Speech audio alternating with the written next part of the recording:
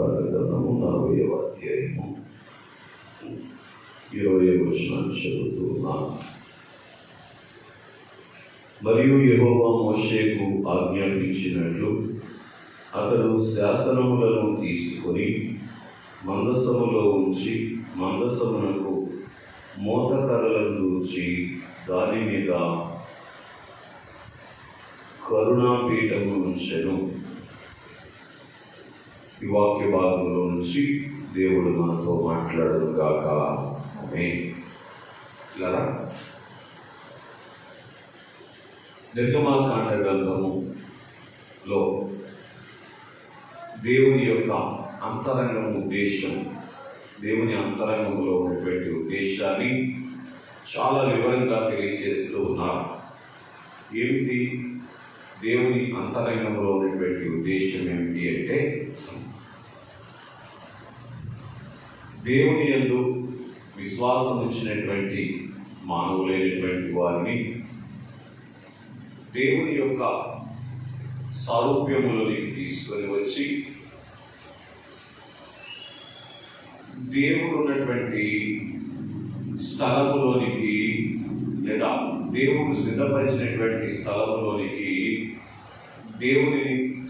దేవుడు సిద్ధపరిచినటువంటి స్థలములోనికి తీసుకొని వెళ్ళాలి అనేటువంటి ఉద్దేశము దేవుని యందు విశ్వాసం ఉంచినటువంటి వారి విషయంలో కలిగి ఉన్నారు అని మనము గ్రహించాలి.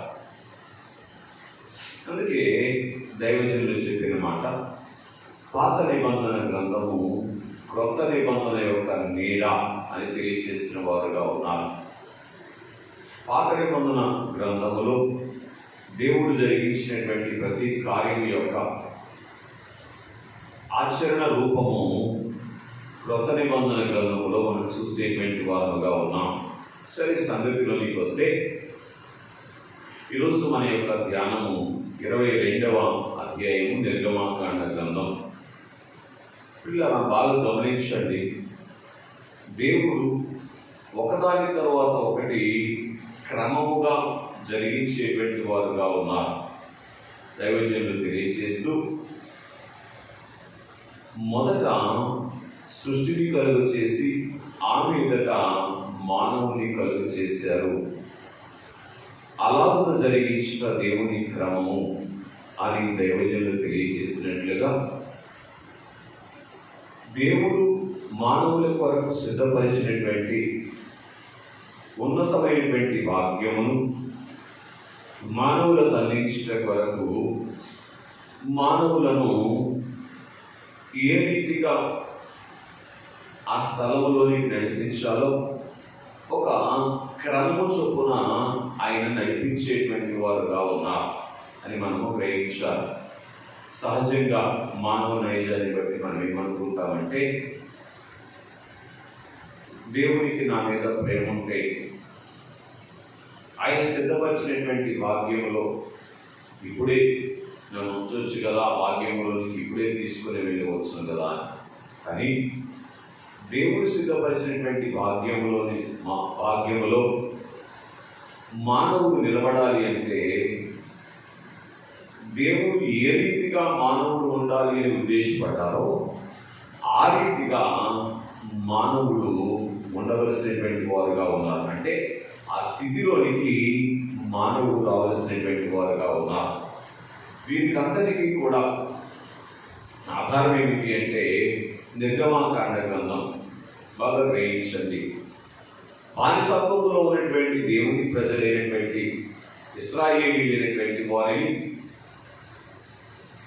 రాజులుగా తీర్చిదిద్దుట కొరకు దేవుడు ప్రణాళిక రచించినటువంటి వారుగా ఉన్నారు. ఎలాగంటే చూడండి, ఈ లోక బానిసత్వంలో ఉన్నటువంటి మనలను 1000 ఏళ్ల పరిపాలనలో ఎలాగైతే రాజులుగా దేవుడు వాడుకోవటానికి ఇష్టపడుతూ ఉన్నారో అలాగున దేవుడు ఆది నుంచి కూడా ప్రతి మానవుని రాజు స్థానంలోనే చూడాలి అని ఉద్దేశపడినటువంటి వారుగా ఉన్నారు. దేవుని యందు విశ్వాసం ఉంచినటువంటి ఇశ్రాయేలీలు బానిసత్వములో ఉన్నటువంటి కారణాన్ని బట్టి ఇలా ఆ స్థితిలో వారికి రాజరికము అప్పగించటం అనేటువంటిది సాధ్యపడనటువంటి సంగతి అని దేవుడు ఎరిగినటువంటి వారుగా ఉన్నారు. ఎందుకని అని మనం ఆలోచన చేస్తే, రాజుకు తగినటువంటి లక్షణాలు లేకుండా రాజరికము అప్పగిస్తే, లోకంలో ఒక మాట ఉంటుంది, కనకపు సింహాసనం మీద, ఈ మాట అభ్యంతరంగా ఉన్నా చెప్పాల్సి వస్తూ ఉంది, సురగమును కూర్చోబెడితే ఏ పరిస్థితి వస్తుంది? కనుక అలాగున అప్పగించబడినటువంటి రాజరికం యొక్క మేలును మానవుడు అందుకోవాలి అంటే ఏం చెయ్యాలి అని మనం ఆలోచన చేస్తే, రాజకళను సంపాదించినటువంటి వారుగా ఉండాలి. కనుకనే బానిసత్వములో ఉన్నటువంటి ఇశ్రాయేలీయులైనటువంటి వారిని దేవుడు తాను సిద్ధపరిచినటువంటి భాగ్యములోని నడిపించుట కొరకు మొట్టమొదటిగా ఏం చేసినటువంటి వారుగా ఉన్నారు అని అంటే, దేవునిని ఆశ్రయించేటువంటి స్థితిలోనికి తీసుకొని వచ్చినటువంటి వారుగా ఉన్నారు. కారణం ఏమిటి అంటే, దేవుడు రాజులకు రాజై ఉన్నారు కనుక ఆయనను ఆశ్రయించినటువంటి వారు రాజకళను సంపాదించుకొని రాజులుగా ఉన్నటువంటి స్థితి ద్వారా పొందవలసినటువంటి మేలు అనుకునేటువంటి వారుగా ఉంటారు అని మనం చూస్తున్నాం. ఉదాహరణకి,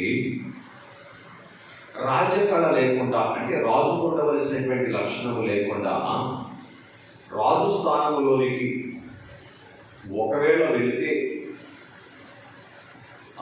ఇతరులను బట్టి కావచ్చు, ఆయా రీతిలుగా ఒకవేళ వెళితే వచ్చేటువంటి ప్రమాదం ఏమిటి అంటే, తనకు తానే ముప్పు తెచ్చుకునేటువంటి ప్రమాదం ఉంటుంది. ఉదాహరణకి, అహాబు అనేటువంటి వ్యక్తి రాజుగా కనబడతారు. వారి పితరులను బట్టి రాజుల వరుసలోనికి వచ్చి రాజరికాన్ని చేపట్టినటువంటి సంగతి మనకు తెలుసు. కానీ రాజు స్థానంలో ఉండి రాజు చేయవలసినటువంటి పని చేయక, రాజు చేస్తున్న పని ఏమిటి? రాజ్యములో ఉన్నటువంటి వారిని కాపాడవలసినటువంటి పని. కానీ నాబోతు అనేటువంటి ఒక వ్యక్తి యొక్క ద్రాక్షతోటను ఆశించి, తనకు అధికారం ఉన్నది కదా అని చెప్పి ఏం చేశాడు అని అంటే, ఆ నాబోతు మీద అబద్ధ సాక్ష్యం చెప్పించి అతనిని చంపించినటువంటి వాడుగా ఉన్నాడు. తద్వారా అతనికి ఎంత కీడు వచ్చింది అని అంటే, దేవుడు మాట్లాడుతూ అంటారు, నాబోతు రక్తము కుక్కలు నాకిన చోట ఈ రక్తము కుక్కలు నాకుతాయి అని అంటారు. బాగా గ్రహించండి. స్నేహితుల గమనించడానికి ఇష్టపడినటువంటి వారుగా ఉన్నట్లయితే, అలాగున రాజకళ లేకుండా, అంటే రాజుకు ఉండవలసినటువంటి లక్షణములను సంపాదించుకోకుండా రాజరిక స్థానంలో కూర్చోబెట్టడం ద్వారా ఉపయోగం లేదు కనుక, బానిసత్వములో ఉన్నటువంటి ఇశ్రాయేలీయులైనటువంటి వారిని దేవుని ఆశ్రయించేటువంటి వలసలోనికి దేవుడు తీసుకొని వచ్చినటువంటి సంగతి మనం ఎరిగినటువంటి వారుగా ఉన్నాం. కనుక మీకు ఒక మాట చెప్పాలి. దేవునిని ఆశ్రయించక ముందు ఇశ్రాయేలీయులు ఫరోని ఆశ్రయించారు. ఫరో వారికి ఏమి నేర్పించారంటే, బానిసత్వంలో ఎలా ఉండాలో నేర్పించారు. రాజరికం ఎలా చేయాలో నేర్పించలేదు కదా. మీకు ఒక మాట చెప్పాలి. ఇలా ఈ లోకములో ఉన్నటువంటి ఏ మానవుడైనా మరి యొక్క మానవునికి ఏమండి రాజరికము నేర్పించడం అనేటువంటిది సాధ్యపడదు. ఎందుకంటే ప్రతి మానవునిలో అపవాది పెట్టినటువంటి నైజం ఏమిటి అంటే ప్రతి మానవుడు తనకంటే తక్కువవాడుగా ఉండాలి అనేటువంటి నైజాన్ని అపవాది పెట్టాడు. ఇంకో మాట చెప్పనా, ప్రతి మానవుడు మరి ఒక మానవుని చేత బానిసత్వం చేయించుకోవాలి అనేటువంటి నైజాన్ని అపవాది ప్రతి మానవుల్లో పెట్టినటువంటి వారుగా ఉన్నారు. అందుకే దేవుని ఉద్దేశం ఏమిటి అంటే మానవులు దేవునిని ఆశ్రయించాలి అనేటువంటి ఉద్దేశం కలిగినటువంటి వారుగా ఉన్నారు. అలాగున దేవుడు ఇశ్రాయేలీయులను తనను ఆశ్రయించేటువంటి భాగ్యంలోనికి తీసుకొని వచ్చి, దీని భాగ్యమే అని అంటారు, భాగ్యంలోనికి తీసుకొని వచ్చిన తర్వాత ఐగుప్తు దేశంలో నుంచి విడిపించినటువంటి వైనాన్ని 14వ అధ్యాయం వరకు మనం చూస్తాం. మీరు బాగా గ్రహిస్తే ఇక 14వ అధ్యాయం తరువాత ఐగుప్తు బానిసత్వంలో నుంచి బయటికి వచ్చినటువంటి ఇశ్రాయేలీయుల విషయంలో బానిసత్వంలో నుంచి విడిపించిన తర్వాత మీరు బాగా ఆలోచన చేస్తే ఇక దేవుడే ఆధారం అనేటువంటి స్థితిలోనికి వచ్చినటువంటి భక్తుని విషయంలో దేవుడు ఎటువంటి కార్యాలు చేస్తారో, ఏ రీతిగా నడిపిస్తారో చాలా వివరముగా 15వ అధ్యాయము 23వ వచనం నుంచి 19వ అధ్యాయం వరకు దేవుడు చూపిస్తూ వచ్చారు. ఏంటది అని మనం ఆలోచన చేస్తే పరిపూర్ణముగా దేవుని యందు విశ్వాసం నుంచి దేవుడే ఆధారం అనేటువంటి స్థితిలోనికి వచ్చినటువంటి వారి విషయంలో మారాను అంటే చేతులు మాధుర్యంగా చేసినటువంటి స్థితి కనబడుతుంది. వారికి అవసరమైనటువంటి సమృద్ధి ఎడారిలో ఇచ్చినటువంటి స్థితిని మనం చూసేటువంటి వారుగా ఉన్నాం. ఆహారమునకు ఆధారం అయిన అయ్యారు, పానీయమునకు ఆధారం అయిన అయ్యారు, అవసరమైనటువంటి నడిపింపు కూడా ఆధారం అయిన అయ్యారు. ఎందుకు నడిపింపుకు ఆధారం అయిన అంటున్నానంటే పగలు మేఘస్తంభములోను రాత్రి అగ్నిస్తంభములోను ఉండి ఏం చేశారు, ఆయన వారిని నడిపిస్తూ ఉన్నారు. ఏంటి కారణం? కారణం దేవుణ్ణి ఆధారంగా కలిగి ఉండి ఐగుప్తును విడిచి వచ్చారు కనుక.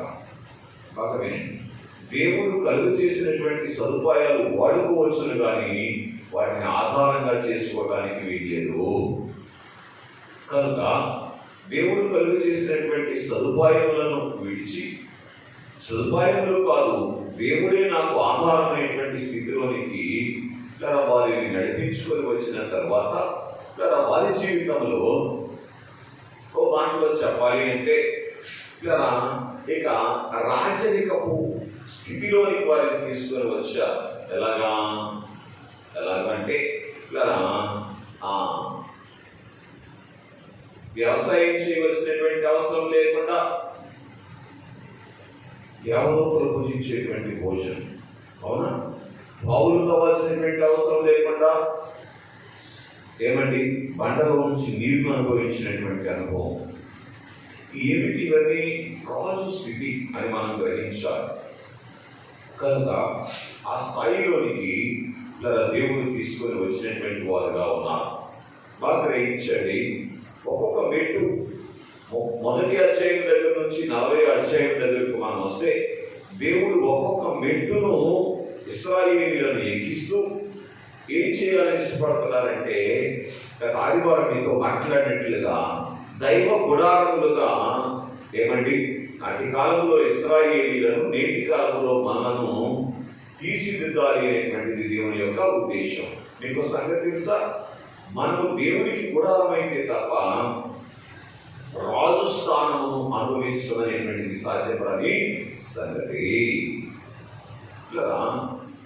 కనుక ఎలాగంటే లోకములో రాజులు చాలా మంది కనబడతారు, కానీ ప్రతి రాజు కూడా నియమిత సమయం వరకే రాజుగా ఉంటాడు. అర్థమవుతుందండి? కానీ ప్రతి రాజుకు కూడా రాజు స్థానంలో ఉండటానికి అనేకుల మీద ఆధారపడవలసినటువంటి స్థితి ఉంటుంది. మరి రాజరికమేనా? ఒక మీద ఆధారపడేవారు రాజేనా? కాదు కదా. కాబట్టి స్నేహితులారా, ఇలాగున దేవుడు ఇశ్రాయేలీయులైనటువంటి వారిని ఇలా ఐగుప్త దేశంలో నుంచి బయటికి తీసుకొని వచ్చిన తర్వాత ఇలా 19వ అధ్యాయం వరకు ఆయన తన మీద ఆధారపడినటువంటి వారి విషయంలో ఏ స్థితిలో ఉండగలుగుతారు అనేటువంటిది తాను తెలియజేస్తూ, అంటే ఆ పరిస్థితులను రాయించి ఆ పరిస్థితుల్లో తాను చేసేటువంటి కార్యాలను వారి ముందు పెడుతూ ఇక 20వ అధ్యాయంలోనికి వచ్చిన తర్వాత ఆయన అంతరంగంలో ఉన్నటువంటి ధర్మశాస్త్రాన్ని ఇశ్రాయేలీయులకు అందించినటువంటి వారుగా ఉన్నారు. ఇది సంగతి మనం ఎరుగుదాం. కనుక ఏది చేయుట ద్వారా దేవుని దృష్టిలో ధర్మమో, దేవుని దృష్టిలో నీతిమంతులుగా ఉంటామో అనేటువంటి సంగతిని దేవుడు వెల్లడి చేశారు. ఎప్పుడు వెల్లడి చేశారు? బానిసత్వంలో నుంచి బయటికి వచ్చిన తర్వాత దేవుని యొక్క శక్తిని వారికి తెలియజేసిన తర్వాత, ఇక దేవుని శక్తిని ఎరిగిన తర్వాత వారు ఏ వస్తువునికి రావాలి అంటే నీతిమంతుల వస్తువునికి రావాలి. కనుక ఈ నీతిమంతుల వస్తువునికి తీసుకొని వచ్చిన 20వ అధ్యాయంలో ధర్మశాస్త్రాన్ని వారికి తెలియజేసినటువంటి దేవుడు 21వ అధ్యాయం నుంచి మనం ఆలోచన చేస్తే న్యాయ విధులను వారికి తెలియజేశారు. ఎందుకో తెలుసా? బాగా వినండి. ఎందుకని అంటే దేవుడు ఎంత న్యాయస్థులుగా ఉన్నాడో మానవుడు కూడా అలాగే న్యాయస్థులుగా ఉంటారు. ఉంటే తప్ప ఏం చేయలేరు, దేవుని శాసనం కూర్చునేటువంటి భాగ్యాన్ని అందుకోలేరు. అర్థమవుతుందండి? పరిశుద్ధ గ్రంథంలో దేవుడు అంటారు, కొంచెం బుద్ధిహీనత త్రాసులో నుండి తేలగొట్టును. అర్థమవుతుందండి? ఆ స్థితిలోనికి ఇశ్రాయేలీయులు వెళ్ళకున్నట్లుగా దేవుడు ఏం చేస్తా ఉన్నారంటే ఇలా న్యాయ విధులను వారికి తెలియజేశారు. కనుక ఈ న్యాయ విధులను వారు పాటించేటువంటి కారణమును బట్టి ఇలా లోకము కానీ అపవాది కానీ ఏమండి రేపటి దినమందు దేవుడు కానీ వారి మీద అభియోగము మోపకుండా ఉండాలి. పెళ్లి కుమార్తె ఏ స్థితిలో ఉండాలి? నిష్కాలంకమైనటువంటిదిగా ఉండాలి, నిర్దోషమైనటువంటిదిగా ఉండాలి. కనుక ఆ స్థితిలోనికి తీసుకొని వచ్చేట వరకు ఇలా దేవుడు ఏం తెలియచేస్తా ఉన్నారు అంటే న్యాయ విధులను ఆయన తెలియచేసి ఆ న్యాయ విధులను పాటించవలసినటువంటిదిగా దేవజనాంగమైనటువంటి ఇశ్రాయేలీయులకు బోధిస్తున్నటువంటి వారుగా ఉన్నారు. స్నేహితులారా, గమనించండి. ఈ అనుభవంలోనికి వస్తే ఏం దొరుకుతుంది అని అంటే దేవుని యొక్క సహవాసం దొరుకుతుంది. దేవుని సహవాసం దొరికితే దేవుని యొక్క సారూప్యం వస్తుంది. ఇదేంటండి? దేవుడు సర్వవ్యాపి ఉన్నారు కదా, మరి దేవుని సహవాసం అందరికీ ఉంది కదా. దేవుని యొక్క సహవాసం అన్ని చోట్ల ఉన్నది, కానీ దేవుని సహవాసమును అనుభవంలోనికి తెచ్చుకునేటువంటి స్థితిలోనికి మానవుడు రాకపోతే దేవుని సారూప్యాన్ని సంపాదించుకోలేదు. లేదు, దేవుడు సిద్ధపరిచినటువంటి స్థలంలో కూర్చునేటువంటి సారూప్యాన్ని సంపాదించుకోవడం అనేటువంటిది సాధ్యపడదు. కనుక ఇక సంగతిలోనికి వస్తే సాక్ష్యపు మందసాన్ని దేవుడు ఏం చేశారు? ఇశ్రాయేలీయుల ముందు పెట్టినటువంటి వారుగా ఉన్నారు కదా. ఈ మందసం ద్వారా దేవుడు ఏమి రుజువు చేస్తా ఉన్నారు అని మనం ఆలోచన చేస్తే, అంతకుముందు దేవుని మహిమ ఏంటో, దేవుని ప్రభావం ఏంటో ఎవరు తెలియని వారుగా ఉన్నారు? దేవునితో అంతరంగ సహవాసం ఉన్నటువంటి మోషే గారు మాత్రమే ఎరిగినటువంటి వారుగా ఉన్నారు. కానీ ఇశ్రాయేలీయులందరూ కూడా ఇది ఎరిగినటువంటి అనుభవంలోనికి రావాలి కనుక వారికి బహిరంగంగా ఏం కావాలి? ఒక సాధనము కనబడాలి. అందుకే దేవుడు ప్రత్యక్షపు గుడారాన్ని కలుగు చేయమని, తయారు చేయమని చెప్పి ఆ ప్రత్యక్షపు గుడారంలో తన సన్నిధి నుంచి సాక్ష్యపు మందసమును తయారు చేయమని చెప్పి సాక్ష్యపు మందసములో తన సన్నిధి నుంచి సాక్ష్యపు మందసము తనతో మానవుడితో ఉంటే మానవుడు ఏ స్థితిలో ఉంటాడు అనేటువంటి సంగతిని నాటికాల ఇశ్రాయేలీయులకు నేటి కాలంలో ఉన్నటువంటి మనకు కూడా తెలియజేస్తా ఉన్నాం. అలాగే సాక్ష్యపు గుడారము ద్వారా దేవుడు లేదా సాక్ష్యపు మందసము ద్వారా దేవుడు ఏమి తెలియజేస్తా ఉన్నారు అని మనం ఆలోచన చేసినటువంటి వారుగా ఉన్నట్లయితే, దేవుని యొక్క సహవాసము మానవులకు ఎంత భద్రతను దయచేస్తుందో, దేవుని సహవాసము మానవులను ఎలాగో నడిపిస్తుందో ఆ సాక్ష్యపు మందసాన్ని ముందు పెట్టి ఇశ్రాయేలీయులకు